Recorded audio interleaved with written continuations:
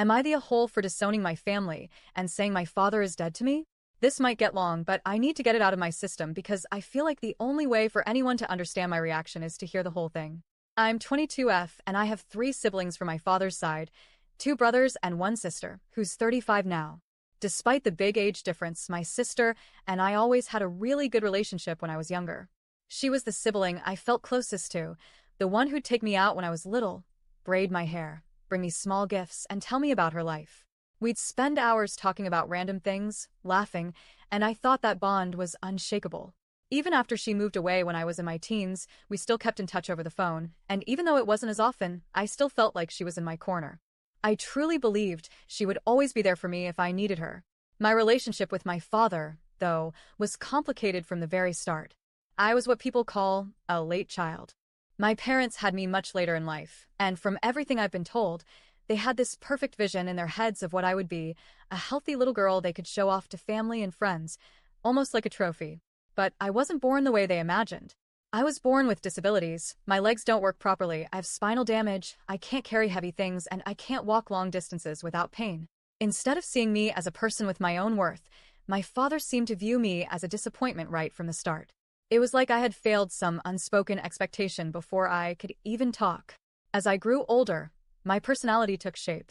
I learned to have my own boundaries, my own opinions, and I wasn't afraid to voice them. That was enough for my father to resent me.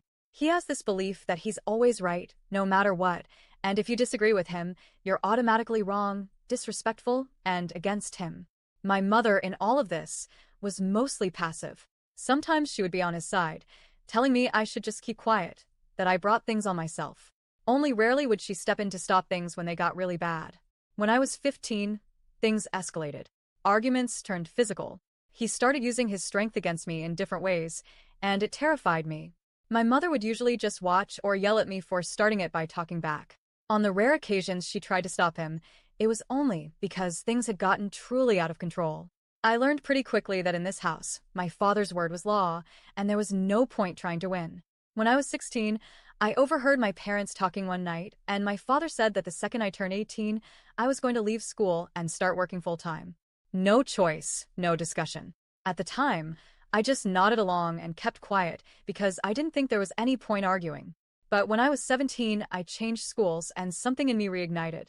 I started to enjoy learning again. I started thinking maybe, just maybe, I could go to college or at least finish school and find a job I actually liked. My father saw this as defiance. He became furious, and the punishments got worse. He started restricting food, telling me I wasn't allowed to eat what they bought unless there were leftovers from their own meals. I wasn't allowed to use the lights or the heater in my room. He would threaten to kick me out constantly. Every interaction felt like walking on broken glass. Then, just after my 18th birthday, he was diagnosed with heart disease. He immediately quit his job and never went back to work. He spent his days smoking, playing games on his PC, and expecting my mother to do everything. And somehow, even with his health problems, his temper toward me never softened. In the middle of all this, I reached out to my sister, the one I'd always trusted. I told her everything, how I was treated, the restrictions, the constant threats. I begged her for help. I didn't even mean moving in with her necessarily. I just needed someone to take my side, to tell me I wasn't crazy. She gave me nothing.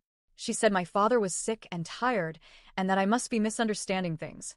She said my parents just wanted to help me stand on my own legs and that all I needed to do was sit with them, talk it out calmly, and it would be fine. She wished me good luck and hung up. I can't even describe the emptiness I felt in that moment. I never called her again after that. The next year was hell. My mental health tanked.